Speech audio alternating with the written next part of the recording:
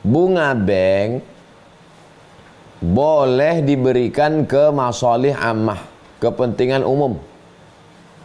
Panti jompo, panti yatim, masjid. Karena ini duit milik umat, dikembalikan kepada umat. Tidak boleh dimakan. Kembalikan kepada umat. Ini milik umat, balikan ke umat. Nama penerimanya masalih ammah, kepentingan umum. Demikian, wallahu a'lam bishawab. Baik, pertanyaannya banyak ya, cuma kesempatannya terbatas. Jadi apaan kalau misalkan tidak kebagian? Saya paham wajah-wajah yang sudah pernah bertanya, makanya nggak saya pilih. Kita pilih yang belum bertanya. Oke ya. Baik. Yang ikhwan, sekarang pindah ke ikhwan. Tadi banyak yang protes.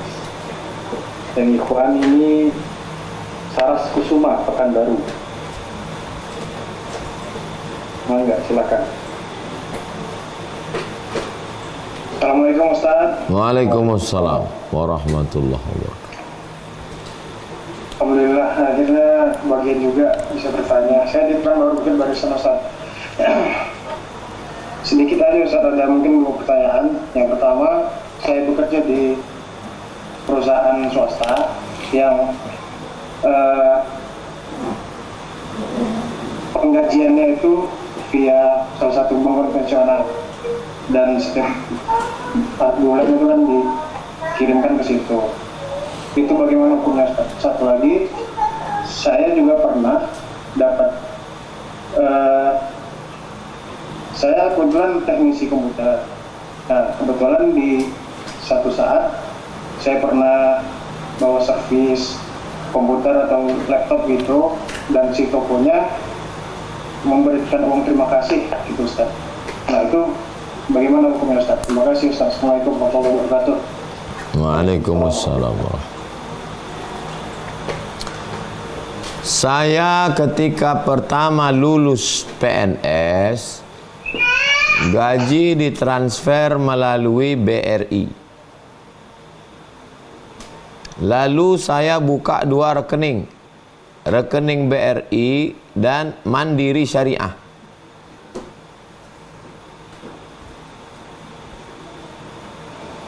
Pertama lulus rekening bank Mandiri, lalu kemudian buka rekening syariah.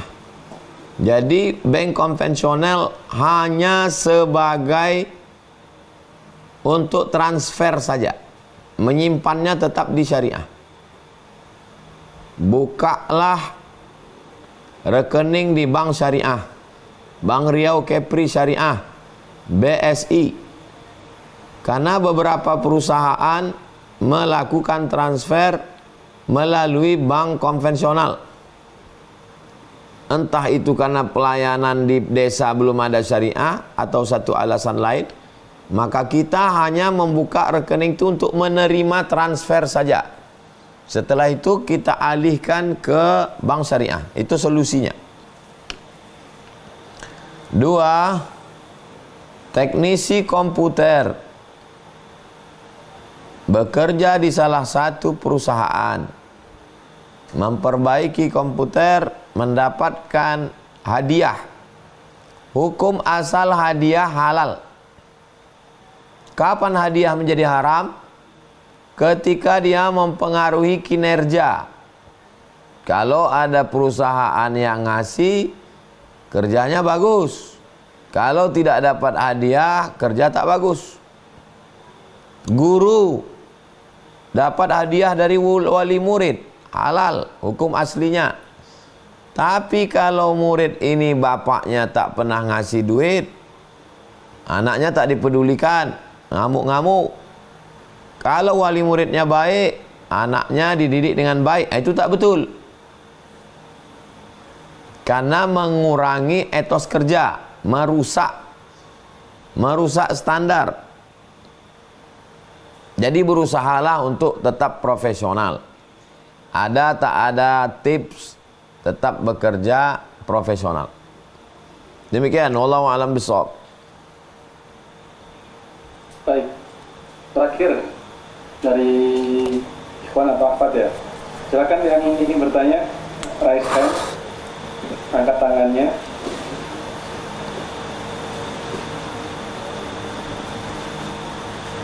Bingung nih milihnya, salah banyak. Ibu Feni Soci. Assalamualaikum Pak Ustadz. Waalaikumsalam. Perkenalkan saya Feni dari Medan. Soci itu nama perusahaan saya, Soci Manjarmat. Alhamdulillah saya ada kesempatan bisa langsung bertanya sama Ustadz. Yang setiap hari, setiap pagi di jalan saya selalu mendengar ceramah Ustadz dari YouTube. Baik. Saya nervous jadi. Silakan sampaikan pertanyaannya, Ibu. Iya. Mungkin ini dibilang agak berbeda dari tema, mungkin agak nyambung Ustaz. Pertama gini, karena selama ini saya galau memikirkan hal ini. Saya kan punya cicilan dari Bank Kompen Ustaz, kartu kredit. Nah itu setiap bulan saya lancar membayarnya. Tetapi karena hal itu, karena belum lunas, saya jadi pending ingin berangkat umroh. Karena saya bertanya sama teman yang ikut pengajian, di mana ustazahnya beliau mengatakan harus lunas dulu, karena seyogianya harus lunas utang-utang kita di dunia kalau kita ingin umroh ataupun haji. Apakah saya harus melunaskan semua meskipun saya lancar membayar setiap bulan sebelum jatuh tempo, baru saya bisa berangkat umroh, atau saya bisa sambil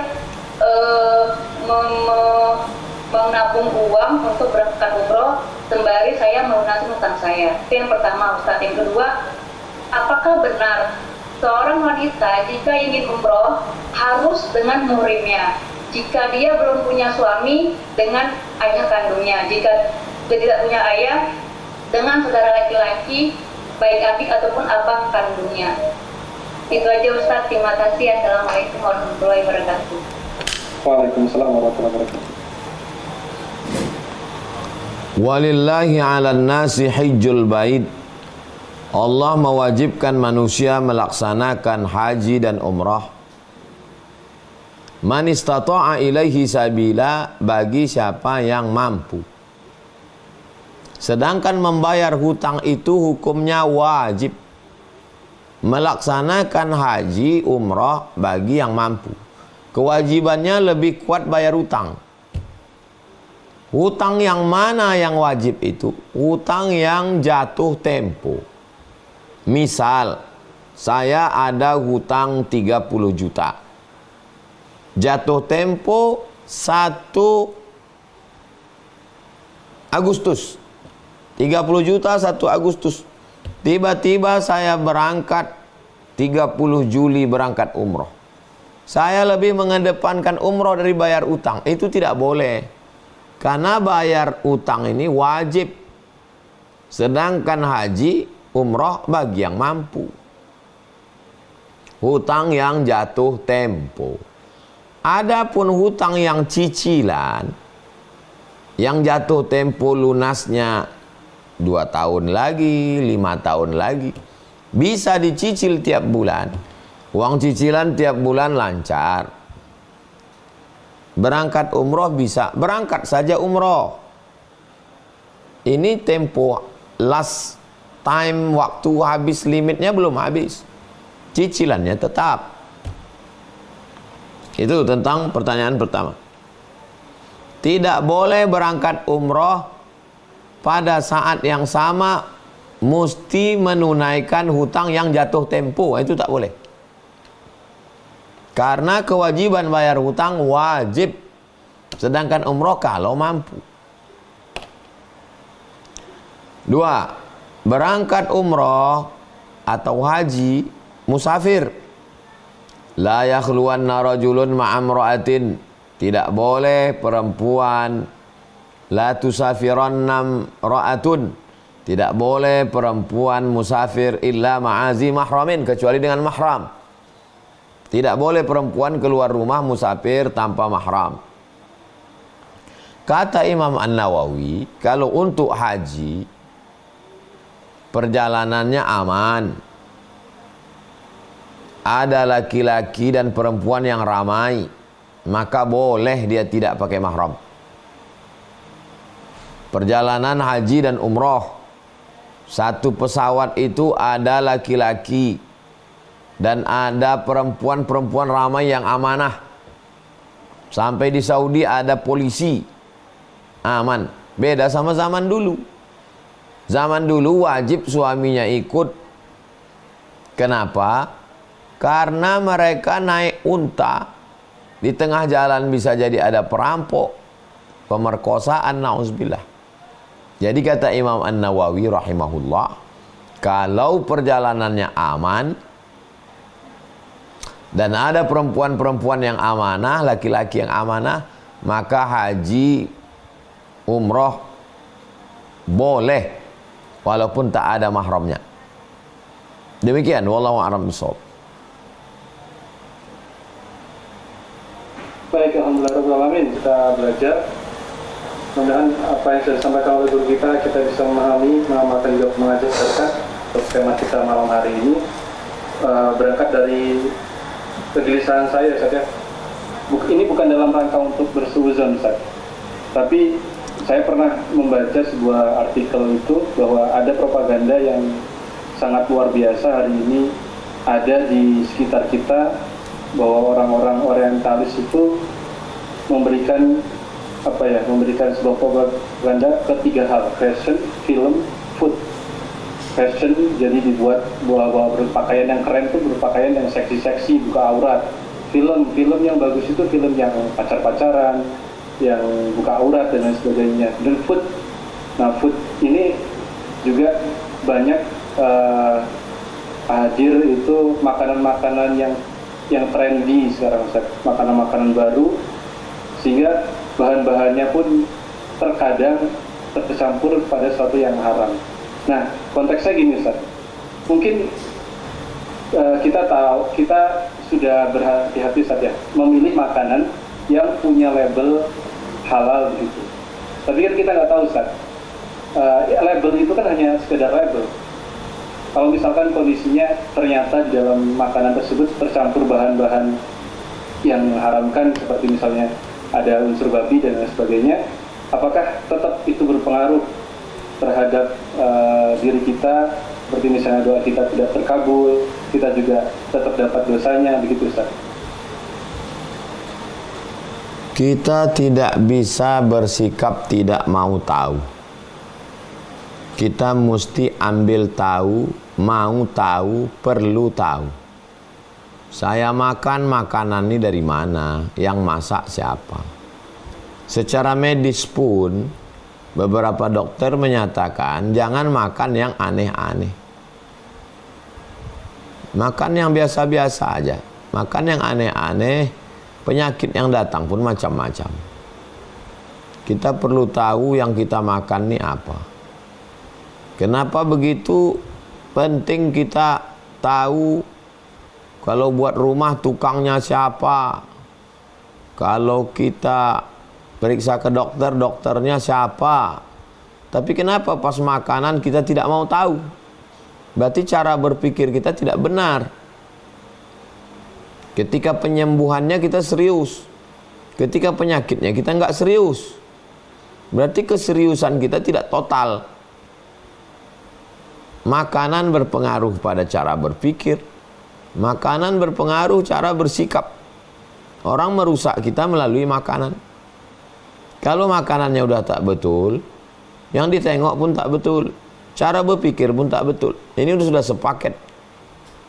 Food tak betul, berorientasi kepada film tak betul, itu mempengaruhi cara berpikir. Fashion tak betul. Kenapa orang berfashion tak betul? Karena film tak betul. Kenapa film tak betul? Karena food tak betul. Ini udah sepaket. Berawal dari makanan. Atib mat'amak, jaga makananmu. Kulu min thayyibat, makanlah yang baik-baik. Jadi mari kita jaga makanan. Jamaah, bapak, ibu, abang, kakak, adik, hijrah bersama Ustaz Abdul Somad, semuanya insya Allah diberikan kebaikan dunia akhirat, istiqomah, diberikan Allah Subhanahu Wa Taala kesuksesan, diberikan keridhaan, maghfirah, ampunan. Amin ya rabbal alamin. Tema kita pada malam hari ini adalah efek akibat dari makanan haram. Bicara tentang makanan, manusia terbagi kepada dua. Yang pertama ekstrim kiri, yang kedua ekstrim kanan.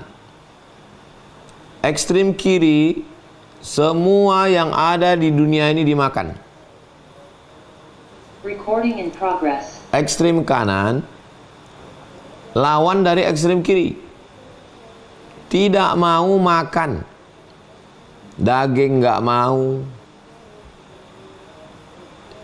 dia hanya minum air putih, makan nasi hanya sekedar secukupnya sedikit saja, karena dia anggap kalau kenyang berarti lupa sama Tuhan. Ini kelompok yang kanan ini namanya kelompok asketis, menjauhi kenikmatan dunia, karena kalau nikmat lupa sama Tuhan. Kelompok asketis ini sejak zaman dulu sampai sekarang masih ada. Tidak mau makan. Makan daging nggak mau. Makan banyak nggak mau. Dengan makin lapar, makin tersiksa, makin ingat Tuhan. Ini kelompok asketis namanya.